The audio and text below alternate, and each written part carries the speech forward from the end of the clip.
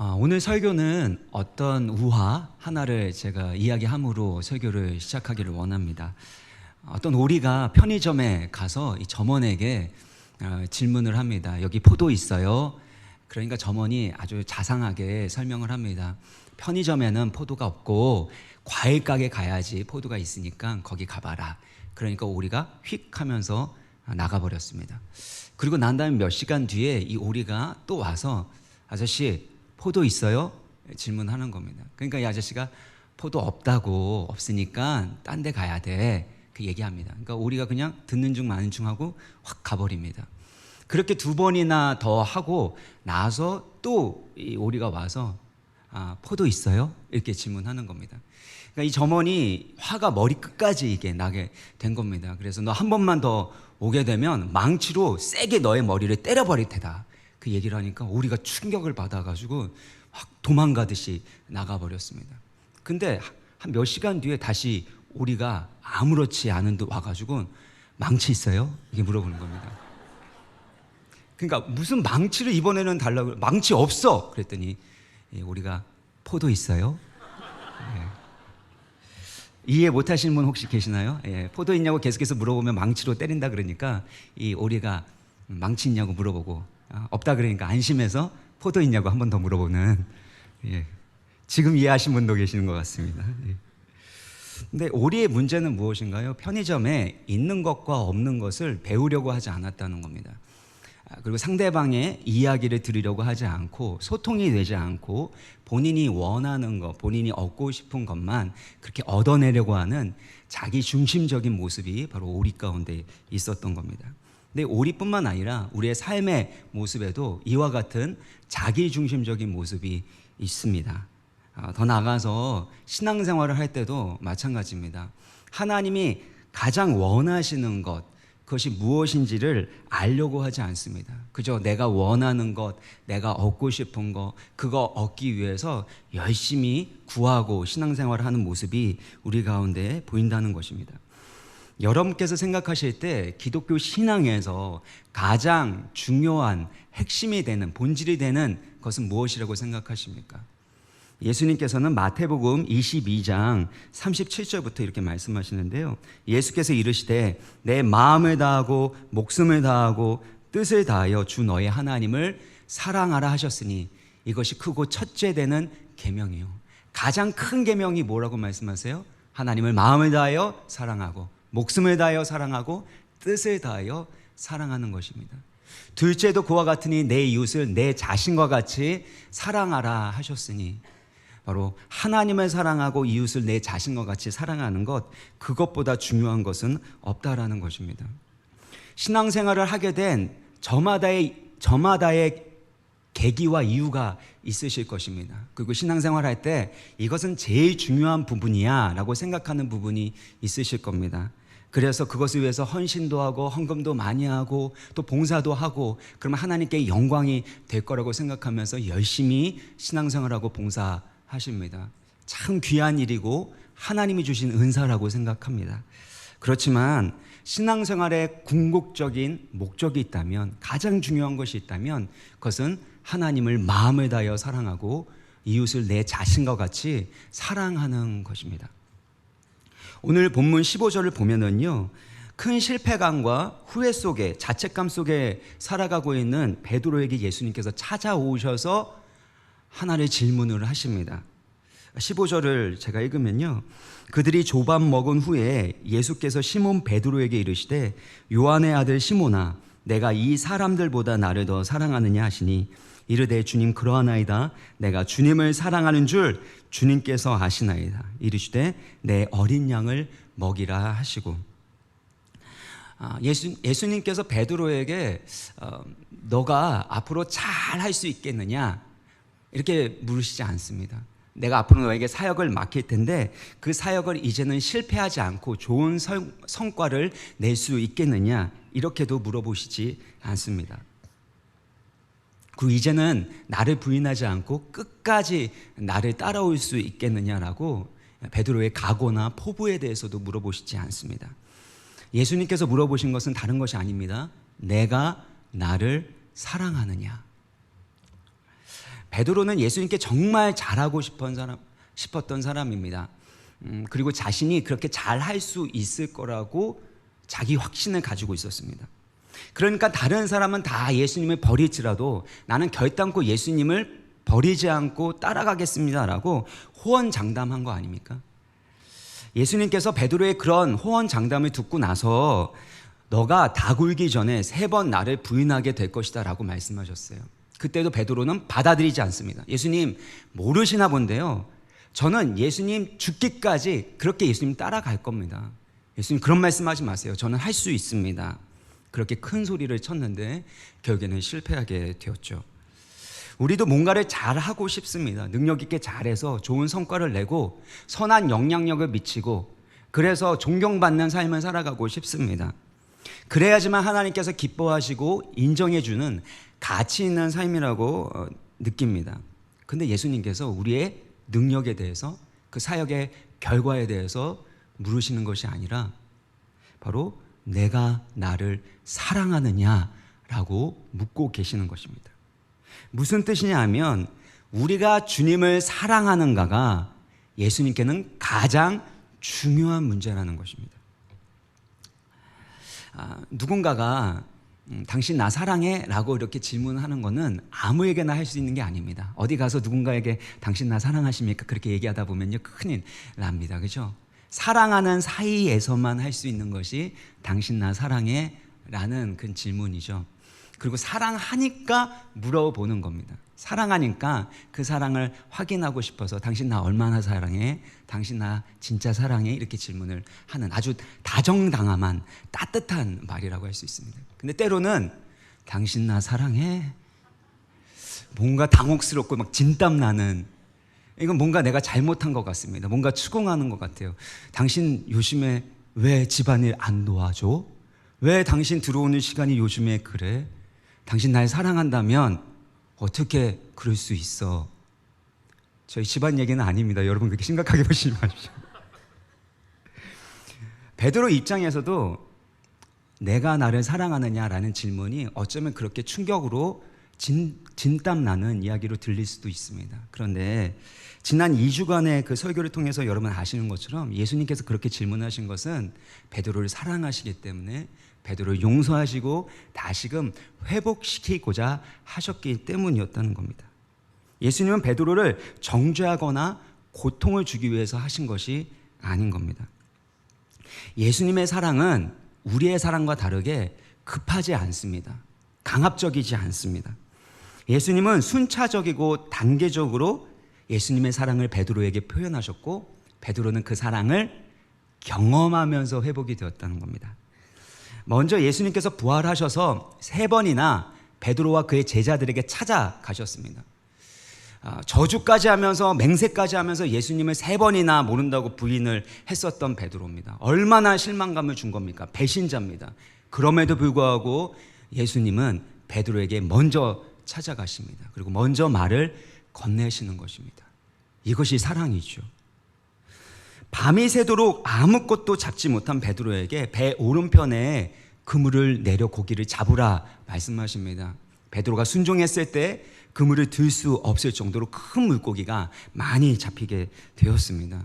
그 사건을 통해서 누가복음 5장에 기록된 바로 베드로가 처음 부르심 받은 그 장면을 연상하게 하시는 겁니다. 떠올리게 하시는 겁니다.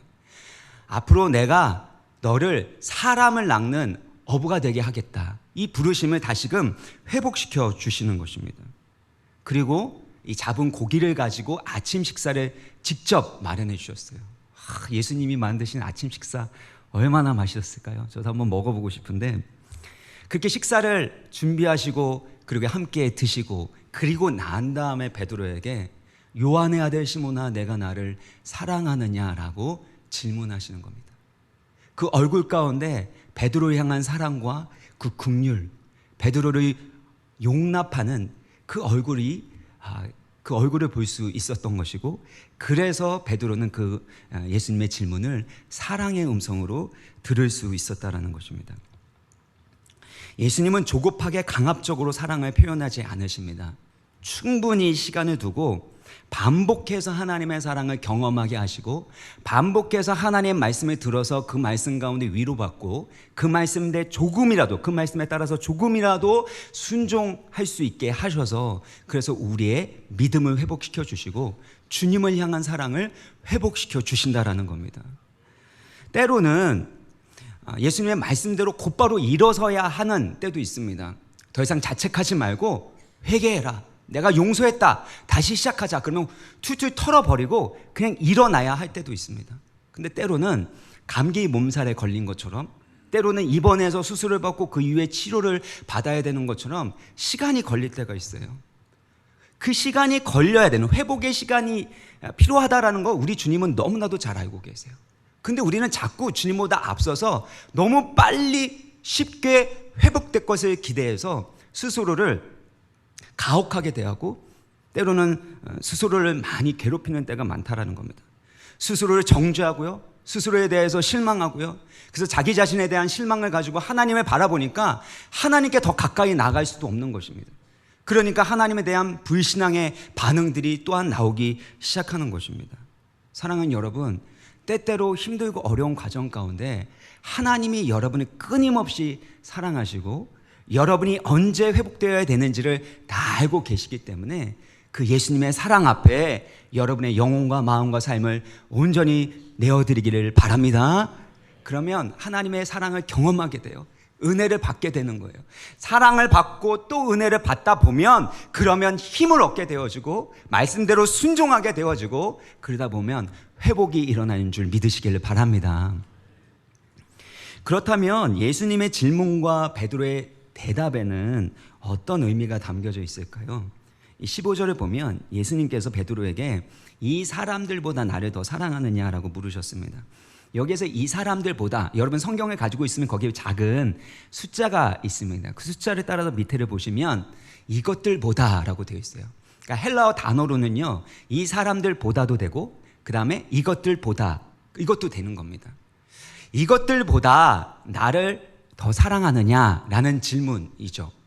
그런데 이 사람들이 나를 사랑한 것보다 나를 더 사랑하느냐라는 질문이 보다 첫 번째가 되는 그런 의미라고 생각합니다. 왜냐하면 베드로는 여러분 알다시피 베드로는 다른 모든 사람이 예수님을 버릴지라도 나는 결단코 예수님을 버리지 않겠습니다 라고 비교했거든요.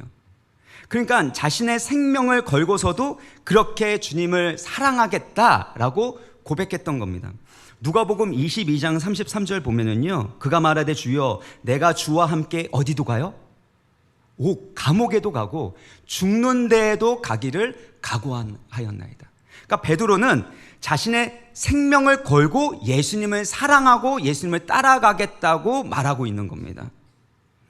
그래서 이 헬라어로 이 설교하시는 이게 분석을 하셔서 설교하시는 분들 설교를 들어보셨을 텐데요. 여기에서 내가 나를 사랑하느냐라는 이 헬라어가 아가파오입니다. 아가파오는 아가페가 뭐죠? 완전한 사랑, 무조건적인 사랑이 아가페죠. 그러니까 이 아가페로 물어보셨고, 근데 베드로는 필레오, 이 필레오는 형제 사랑, 우정을 의미하는 거거든요. 그래서 예수님은 아가페 사랑으로 물어보셨고 베드로는 그냥 형제 간의 우정으로 대답을 했다, 이렇게 얘기를 하는데 사실 사도 요한이 이 아가파오와 필레오라는 단어를 쓸 때는요, 사실은 그렇게 구체적으로 구분해서 쓰지는 않았습니다. 하나님의 세상을 이처럼 사랑하사라고 했을 때는 아가파오로 쓰고 있어요. 근데 바로 뒤에 세상 사람들이 빛보다 어둠을 더 사랑했다라고 했을 때 사랑했다, 어둠을 사랑했다라는 것도 아가파오입니다. 그리고 아버지께서, 성부께서 성자 예수 그리스도를 사랑할 때 이 표현을 아가파오라고 사용할 거로 생각되는데 보니까요, 필레오로 사용한 거예요. 그래서 아가파오로 쓰던 필레오로 쓰던 그게 중요한 것이 아니라 중요한 건 뭐냐면 이 문맥 가운데서 예수님이 이 사람들보다 나를 더 사랑하느냐라고 질문했을 때는 예전에 베드로가 목숨 걸고 생명 걸고 예수님을 사랑하겠습니다, 사랑합니다라고 고백했었던 그 질문에 대해서 베드로는 이제는 자신만만하게 대답할 수가 없게 되었다라는 것입니다. 이 질문을 두 번째도 하시고 세 번째도 하신 것입니다. 근데 세 번째 이 질문을 하셨을 때 17절을 보시면요, 베드로가 어떻게 해요? 주께서 세 번째 내가 나를 사랑하느냐 하심으로 베드로가 근심하게 됩니다. 왜 근심했을까요? 본인이 3번 예수님을 부인했는데 예수님께서 3번 똑같은 질문을 하셨기 때문입니다. 그토록 예수님 목숨 걸고 사랑했다고 했는데 결국에 그렇게 사랑할 수 없는 상황입니다. 자신의 사랑이 얼마나 나약하고 쉽게 변할 수 있는지에 대해서 베드로는 이제 너무나도 잘 알게 되었습니다. 그러니까 내가 주님을 사랑하는 줄 누가 안다고 고백해요? 주님이 안다고 고백하는 거죠. 내 사랑, 내 각오, 내 열심, 나의 능력으로는 예수님을 사랑할 수 없다는 것, 예수님을 끝까지 따라갈 수 없다라는 것, 그것을 베드로는 이젠 깨닫게 된 겁니다. 그래서 주님이 모든 것을 아시오매 내가 주님을 사랑하는 줄 주님께서 아시나이다. 여기서 중요한 것은요, 예수님은 베드로의 연약하고 변질되기 쉬운 사랑까지도 받아주신다는 겁니다. 베드로의 그 있는 모습 그대로를 사랑해 주시고 그의 부족한 사람, 연약한 사랑을 받아주신다는 겁니다. 우리의 사랑도 마찬가지입니다. 하나님은 우리가 완전한 사랑으로 주님을 사랑하기 때문에, 뭔가 각오가 남다르기 때문에, 사랑할 능력이 있기 때문에 우리의 사랑을 받아주는 게 아니라 그냥 우리를 사랑하시기 때문에 우리의 사랑을 받아주시는 것입니다. 어떤 성도님들은요, 자신이 예수님을 실망시켰기 때문에, 자신이 지은 죄와 잘못이 있기 때문에 그래서 예수님을 사랑한다고 표현할 수 없다고 하는 분들을 만나게 됩니다. 그래서 찬양 중에 주님 사랑해요 마음과 정성대, 이걸 못 부르십니다. 왜냐하면 예수님께 했었던 그 잘못들, 또 예수님께 너무 죄송한 마음들이 생각나기 때문에 예수님 사랑한다 그러면 내가 어떻게 이럴 수가 있는가, 염치가 없어도 그렇지, 그런 마음 때문에 예수님 사랑한다라는 표현을 하지 못합니다. 근데 사랑하는 여러분, 우리가 예수님을 사랑한다라고 표현하는 건요, 우리에게 사랑이 있어서, 그래서 예수님을 끝까지 사랑하고 따를 수 있어서 사랑한다고 고백하는 게 아닙니다. 우리가 하나님의 자녀가 된 것은요, 하나님이 우리를 먼저 사랑하셨기 때문이고, 우리가 주님을 사랑한다고 고백하는 건 주님이 나를 얼만큼 사랑하시는지를 깨닫게 될 때 그 사랑에 대한 반응으로서 사랑한다고 고백하는 것입니다. 우리가 어떤 사랑을 받았습니까? 요한일서 4장 10절을 보면요, 사랑이 무엇인지 표현하고 있습니다. 같이 읽을까요? 시작. 사랑은 여기 있으니 우리가 하나님을 사랑한 것이 아니요 하나님이 우리를 사랑하사 우리 죄를 속하기 위하여 화목 제물로 그 아들을 보내셨습니다. 사랑은 여기 있대요. 우리가 하나님을 사랑한 것이 아니란 겁니다. 우리의 사랑은 금방 변합니다. 변질됩니다. 쉽게 식어버리는 거죠. 그래서 우리가 하나님께 드리는 사랑은 사실 진짜가 아니에요. 진짜 사랑은 무엇입니까? 하나님이 우리를 사랑하신 것. 우리가 하나님을 사랑하지 않았을 때에도 우리를 사랑하셔서 우리 죄를 구속하기 위하여, 우리를 용서하기 위하여 화목제물로 그 아들을 주실 만큼 사랑하신 십자가의 사랑이 바로 우리를 향한 하나님의 사랑이라는 것입니다. 그게 진짜 사랑이라는 것이에요. 사실 어린 아이들이 엄마 아빠를 참 많이 사랑하고 의지한다고 합니다. 부모가 생각하는 것보다 훨씬 더 사랑하고 의지한다고 합니다. 그래서 제가 청소년 사역이나 청년 사역들을 오래 했었는데, 그때 이 청년들 마음 가운데 상처가 있어요. 또 부모님과 상담하다 보면요, 자녀에게 이게 상처가 됐을 줄은 몰랐다는 거예요. 그때는 표현도 안 하고 마음속에 이게 담아두고 있었던 거죠. 표현은 안 하고. 근데 왜 그 작은 말이 그 아이에게 큰 상처가 될까요? 그만큼 부모를 사랑하고 의지하는 마음이 어린아이의 마음에 있기 때문입니다. 그럼 어린아이는 왜 그렇게 엄마 아빠를 사랑하고 의지하게 될까요? 그거는 부모가 그만큼 많이 사랑해주고 보살펴주기 때문이라는 겁니다. 마찬가지입니다. 우리가 하나님을 사랑하게 되는 것은 나에게 뭔가 특별한 게 있어서가 아닙니다. 내가 뭐 특별한 사람이라서 내 특별한 감정을 내가 만들어서 하나님을 사랑하는 게 아닙니다. 하나님이 나를 얼마나 사랑하셨는지를 깨닫게 되면 그 사랑에 대한 반응으로 우리도 사랑하게 되는 것이죠. 그래서 우리가 사랑한다고 고백하는 건, 하나님 내가 어떠한 사랑을 받았는지 내가 알고 있습니다. 하나님의 사랑과 은혜에 감사합니다. 하나님 사랑합니다. 이 표현이라는 것입니다. 로마서 5장 8절을 보면 우리가 아직 죄인 되었을 때 그리스도께서 우리를 위하여 죽으심으로 하나님께서 우리에게 대한 자기의 사랑을 확증하셨다고 합니다. 죄인 되었을 때, 원수 되었을 때, 사랑받을 만한 자격이 없을 때, 그때에도 하나님은 우리를 사랑하셔서 독생자 예수 그리스도를 주심으로 말미암아 그 십자가로 우리를 향한 하나님의 사랑을 확증하셨다라는 겁니다.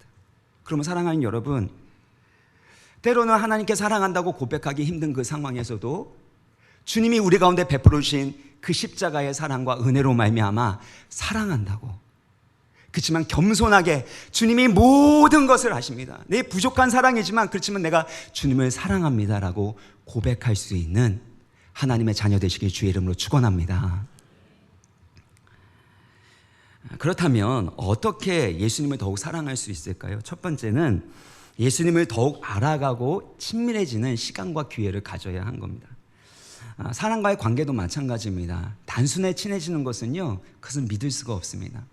진짜 친밀해지는 건 오랜 시간을 함께 해야 되고, 함께 여행도 가고, 또 함께 좋은 추억도 만들고, 또 때로는 다투기도 하고 싸우기도 하면서 그러면서 용서하고 용납하고 서로를 이해해가는 그 과정을 통해서 사실은 진짜 깊은 친밀감을 얻게 되는 겁니다. 순간적인 친밀감은 가짜입니다. 이게 많은 사람, 특별히 젊은이들은요, 순간적인 친밀감에 많이 속습니다. 깊은 친밀감이 무엇인지, 깊은 사랑이 무엇인지를 잘 모르니까 누군가가 나 좋아한다고 얘기하고 잘해주면 그냥 마음을 열고 그냥 그 사람을 사랑해버립니다. 그리고 친밀하게 시간을 보내다가 나중에는 그 사람의 단점과 연약함이나 또 안 좋은 것들로 인해서 고통당하게 되고 또 괴로움을 당하게 되는 겁니다. 이 순간적인 친밀함은 마치 결혼 반지를 금 도금하는 거와 같습니다. 여러분, 화려한 금을 도금을 했다고 생각해 보십시오. 시간이 지나면 어떻게 되죠? 시간이 지나면 결국에는 벗겨집니다. 충격을 받으면요, 결국에는 원래 색깔, 금속의 색깔이 드러나게 되어 있는 겁니다. 그게 순간적인 친밀감이에요. 하나님과의 관계도 마찬가지입니다. 신앙이 좋다라는 건 뜨거움만을 얘기하지 않습니다. 뜨거움 너무 중요합니다. 뜨겁게 신앙생활을 해야 됩니다. 그러나 더 중요한 것은 하나님과 계속해서 친밀한 관계를 누리는 것이고, 그 친밀한 관계를 누릴수록 우리는 주님을 더욱 사랑할 수 있게 되는 것입니다. 그래서 여러분, 주일날 예배에서만 은혜 받지 마시고 수요일날도 예배 있고 금요 성령 집회도 있고 또 새벽마다 저희는 5시에도 있고 6시에도 새벽 예배 있는 거 아시잖아요. 그러니까 여러분, 은혜 자리에 나와서 예수님과 친밀한 교제를 나눌 수 있는, 예수님을 더욱 만나고 은혜 받는 그런 시간을 만들어 가셔야 합니다. 두 번째는요, 순종하면 예수님을 더욱 사랑하게 됩니다. C.S. 루이스라는 사람이 순전한 기독교에서 어떻게 하나님을 사랑할 수 있는가라는 것에 대해서 다음과 같이 말합니다. 하나님을 사랑한다 치고 행동해 보십시오. 하나님을 사랑한다 치고 행동해 보십시오. 가만히 앉아 억지로 사랑의 감정을 만들어내려고 애쓰지 마십시오. 만일 내가 하나님을 진정으로 사랑한다면 무엇을 할까라고 스스로에게 물어보십시오. 그래서 떠오르는 일을 가서 하십시오. 기독교적인 사랑은 의지의 문제입니다. 하나님의 뜻을 행하려고 노력한다면 곧 주 너의 하나님을 사랑하라는 계명에 순종하고 있는 것입니다. 하나님이 원하신다면 사랑의 감정을 주실 것입니다. 그러나 우리 스스로 감정을 만들어낼 수 없으며 또 우리에게는 이런 감정을 달라고 요구할 권리도 없습니다. 우리가 하나님을 사랑하는 자, 하나님의 사랑받는 자녀로서 하나님을 사랑하는 자답게 행동해 보라는 겁니다. 하나님을 사랑하는 자라면 이런 행동을 해야 되지, 이런 말을 해야 되지, 이것을 생각하고 그것이 떠오르게 되면 그렇게 행동해 보라는 겁니다. 그러면 결국에 하나님께서 사랑하는 마음을 갖게 하시고 주님을 더욱 사랑하게 만들어 주신다는 겁니다. 이것은 예수님의 말씀이기도 합니다. 요한복음 14장 21절을 같이 읽겠습니다. 시작. 나의 계명을 지키는 자라야 나를 사랑하는 자니 나를 사랑하는 자는 내 아버지께 사랑을 받을 것이요. 여기 보면요, 누가 예수님을 사랑하는 자래요? 계명을 지키는 자라고 합니다. 그러니까 예수님을 사랑하면 예수님의 말씀, 계명을 지킨다는 겁니다. 그러면 예수님의 계명을 지켰어요? 순종하면 어떻게 하신대요? 하나님 아버지께 사랑을 받을 것이고 예수님도 그를 사랑하여 그에게 예수님을 나타내 주신다는 겁니다. 그러니까 예수님을 만나게 되면, 예수님을 더욱 알게 되면, 띄워주세요. 예수님을 더 만나게 되고 알게 되면 어떻게 될까요? 그럼 예수님을 더욱 사랑하게 되겠죠. 사랑하면 순종하겠죠. 순종하면 사랑을 더 받고 예수님을 더 알게 되겠죠. 알게 되면 더 사랑하게 됩니다. 사랑하면 순종하게 되고요. 이 선순환이 일어나는 과정 가운데 우리는 주님을 더욱 사랑할 수 있게 되는 것입니다. 사랑하는 여러분, 정말 예수님의 사랑을 받았습니까? 예수님을 사랑하는 자답게 예수님께 순종하시길 바랍니다. 그래서 예수님을 더욱 사랑하는 주님의 자녀 되시길 바랍니다. 세 번째는요, 예수님을 사랑하면 참된 회복을 경험하게 됩니다. 베드로가 예수님, 내가 주님을 사랑하는 줄 주님께서 아십니다 라고 이렇게 대답을 했을 때 예수님께서는 뭐라고 말씀하시죠? 내가 사랑하면 15절 보면요, 내 어린 양을 먹이라. 16절은요, 내 양을 치라. 17절은요, 내 양을 먹이라 라는 겁니다. 이것은 예수님의 엄청난 사랑과 용서를 의미하고 있습니다. 예수님께서 십자가의 고난과 수치를 당하신 이유는 무엇입니까? 예수님이 사랑하시는 양을 구하기 위해서, 살리기 위한 겁니다. 근데 베드로는 예수님께 사실 엄청난 잘못을 저질렀습니다. 예수님을 부인했고 예수님을 배신했습니다. 그런데 그 베드로에게 예수님께서 다시 자기의 생명만큼 소중한 이 양들을 맡기신다라는 것입니다. 저 같으면요, 사실 못 맡깁니다. 어떤 중요한 일이 있는데 그것들을 망쳐버린 그런 사람에게 또다시 귀한 일을 내 생명처럼 귀하게 여기는 그것을 저는 못 맡기겠어요. 근데 우리 주님은 베드로에게 자신의 생명처럼 귀하게 여기는 양들을 맡기셨다는 겁니다. 베드로를 온전히 용서하셨다는 겁니다. 그 예수님이 베드로를 용서해 줄 때, 베드로의 그 사랑을 예수님의 사랑을 베드로가 받았을 때, 그때 베드로가 회개하고 회복이 되는 것입니다. 양을 맡겨 주셨다라는 것은 바로 회복되었다라는 것을 의미하고 있습니다. 진정한 회복에 이르기 위해서는 예수님을 사랑하는 것이 무엇보다도 중요합니다. 많은 분들이 예수님이 나를 용서하셨고 다시 시작할 수 있는 기회를 주셨음을 머리로는 알고 있음에도 불구하고 여전히 자기 자신을 용서하지 못하고 다시 시작하지 못하는 그런 모습들을 보이게 됩니다. 왜 그럴까요? 과거에 있었던 그 일들이 너무나도 수치스럽게 여겨지는 겁니다. 그 과거에 있었던 그 실패와 손해가 너무나도 크게 느껴져서 더 좋은 기회가 오지 않을 것 같고 더 노력해도 안 될 것 같은 마음이 들기 때문에, 그래서 예수님의 용서와 사랑을 받아들이지 못하는 겁니다. 그것은 예수님보다 나의 성공을 더 소중하게 여기고 있는 거 아닐까요? 예수님보다 재물을, 예수님보다 명예를, 예수님보다 사랑하는 그 사람을 더욱 소중히 여기고 사랑하고 있기 때문에 예수님의 용서와 사랑을 못 받아들이는 거 아닙니까?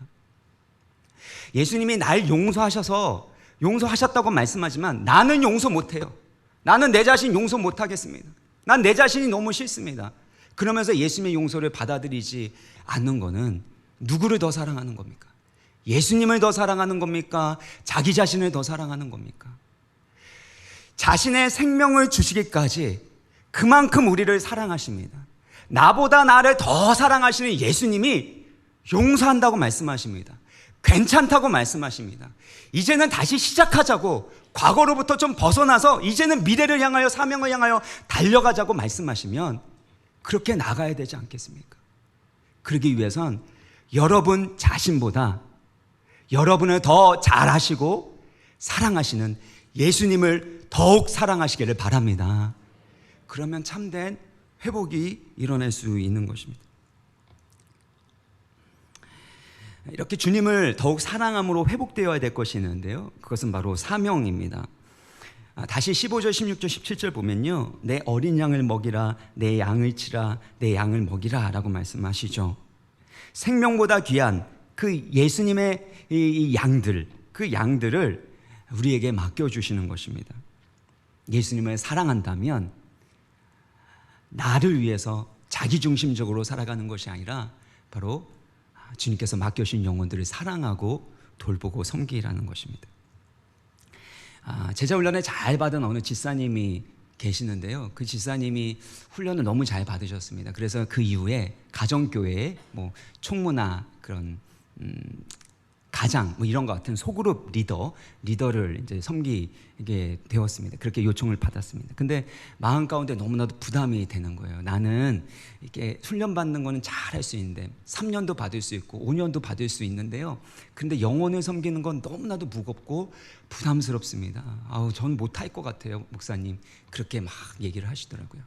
그래서 제가 오늘 이 말씀을 가지고 물어봤습니다. 집사님, 예수님 사랑하세요? 그랬더니 집사님이 그럼요 목사님, 예수님 사랑합니다. 근데 예수님께서 내가 나를 사랑하면 내 양을 먹이라, 치라, 먹이라라고 말씀하셨습니다. 그러면 우리가 예수님 사랑하면 두 가지밖에 없습니다. 예수님께서 맡겨주신 그 양들을 잘 돌보는 충성된 목자가 되든지 아니면 불성실한 목자가 되든지 둘 중에 하나입니다. 집사님 뭘 하시겠습니까? 그랬더니 충성된 목자 하겠다고 마음을 돌이켜서 이제 섬기겠다고 하셨는데요, 우리가 영혼을 섬기는 그 이유와 원동력이 있다면 그것은 바로 예수님을 사랑하는 것입니다. 목회하면서 가장 힘들 때가 언제인 줄 아십니까? 힘들고 어려운 분들 만나서 그분들 이야기 듣고 같이 기도하고 그것 때문에 금식하고 기도하고 그런 게 힘든 게 아니라요, 진짜 힘들 때는 사랑 없이 할 때입니다. 의무감으로 해야 될 때, 목사니까 책임감으로 해야 될 때, 남들 눈치 보면서, 그래서 강압에 의해서 뭔가 해야 되는 그런 상황들이 일어날 때, 그때가 사실 정말 힘듭니다. 가장 행복할 때는 영혼을 바라볼 때 사랑하는 마음이 생길 때입니다. 근데 늘 사랑하는 마음이 생길까요? 여러분 배우자를 볼 때마다 늘 사랑이 넘치시죠?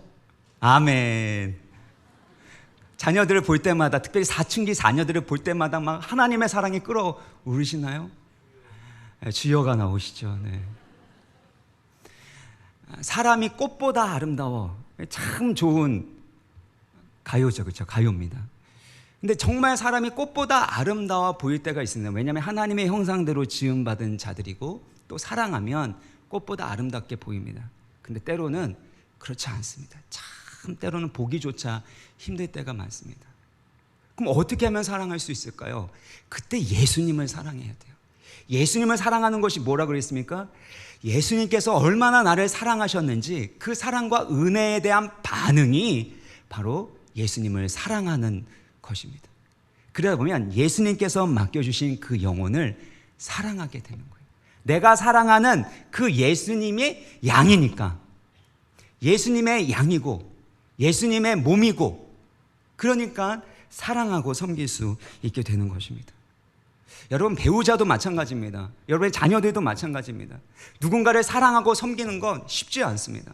저는 진짜 베드로처럼요, 진짜 결혼 전에 진짜 저의 아내를 사랑할 수 있을 거라고 생각했습니다. 사랑하고 있습니다. 오해하지 마십시오. 근데 결혼해서 이제 아이가 셋이 되고 그렇게 살다 보니까요, 아내를 사랑하는 것도 제 사랑만으로는 안 되더라고요. 예수님을 사랑하는 만큼 아내를 사랑할 수 있습니다. 그래서 저희 아내는 제가 금식할 때 되게 좋아합니다. 금식하면 예수님을 향한 사랑이 막 넘쳐나거든요. 그러면 또 잘해주거든요. 근다고 못해준다는 건 또 아닙니다. 이거 어려운, 그렇습니다. 다 아실 거라고 생각합니다. 정말 예수님을 사랑할 때 진정으로 배우자를 사랑할 수 있고 진정으로 건강하게 자녀들을 사랑할 수 있는 줄 믿습니다. 그러므로 여러분 애쓰고 힘들어도 안 될 때 여러분 포기하지 마시고 낙심하지 마시고 예수님 더욱 사랑하시기를 바랍니다. 그리스도의 삶은 이처럼 다른 사람을 사랑하고 섬기는 삶입니다. 예수님을 사랑하기 때문에 그래서 사명을 감당하는 거고, 사명을 감당하면 행복합니다.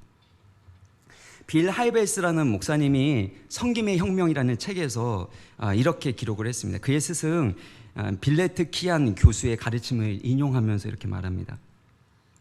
사랑하고 섬기는 예수님의 말씀을 직접 실험해보고 테스트해 보십시오. 사랑하고 섬기는 예수님의 말씀을 직접 실험해보고 테스트해보라는 겁니다. 그래서 이렇게 얘기합니다. 향후 6개월 동안 예수님의 본보기를 무조건 따라해보세요. 봉사할 수 있는 모든 기회를 놓치지 말고 해보세요. 남보다 앞서 문을 열어주고 차에 탈 때면 친구에게 앞자리를 양보하고 뒤에 타세요. 자기 할 일이 아니더라도 쓰레기 봉투를 버리는 일도 해보세요. 종의 마음으로 세상을 보고 언제든지 봉사할 준비를 하세요. 그리고 일주일 간격으로 자신의 마음 상태를 점검해 보세요. 그 다음 이것이 이기는 게임인지 지는 게임인지 점검해 보세요. 무슨 일을 하든지 간에 사랑하고 섬기고자 하는 그 마음으로 해보시라는 것입니다. 그렇게 일주일간 해보시고 내 마음 또 내 삶을 보면서 이것이 이기는 게임인지 지는 게임인지를 점검해 보라는 것입니다. 반대로도 얘기합니다. 원한다면 반대의 실험도 해보세요. 기회가 될 때마다 자기중심적으로 행동해 보세요. 남에게 이거 해라 저거 해라 요구하고 온 세계가 자신을 중심으로 돌아가야 마땅하다고 주장해 보세요. 자신의 방식을 끝까지 고집해 보세요. 지겹고 단조로운 일을 할 때면 슬그머니 사라지세요. 아침마다 거울을 보면서 스스로에게 절을 하세요. 한 걸음 물러서서 정직한 평가를 내려보세요. 나는 하나님과 사람에게 더 가까워져 가고 있는가? 아니면 고립되어 가고 있는가? 이전보다 생활이 더 충만해졌는가? 공허해졌는가? 한번 직접 실험해 보세요. 여러분, 우리가 이기적으로 내 것을 챙기며 살아가면 그때는 뭔가 만족이 있는 것처럼 보이지만 결단코 이기적인 삶은 참된 행복을 얻을 수가 없습니다. 하나님이 그렇게 만드셨어요. 하나님의 형상대로 우리를 만드셨습니다. 그래서 남자와 여자로 만드셨고 사랑하는 존재로 만드셨기 때문에 사랑하지 않고서는 결단코 참된 행복과 만족을 누릴 수 없도록 하나님이 우리를 하나님의 형상으로 만드셨다는 것입니다. 여러분 정말 행복해지길 원하십니까? 여러분의 이익을 위해서 여러분의 만족을 위해서 살아가지 마시고 심지어 여러분의 그 행복 그 자체를 추구하지 마시고 하나님 사랑하시고 영혼들을 사랑하고 섬기는 삶을 살아가십시오. 그럼 반드시 하나님이 예배하신 행복을 열매로 거두게 하여 주실 줄 믿으시기를 바랍니다. 말씀을 마무리 짓겠습니다. 지금 주님께서 여러분에게 물어보십니다. 사랑하는 아들아, 사랑하는 딸아, 내가 나를 사랑하느냐? 제가 만 20살이 되었을 때 예수님을 다시 만나게 됐고 그러면서 예수님께 헌신했습니다. 그때 예수님께서 저에게 그 비전을 보여주셨는데요.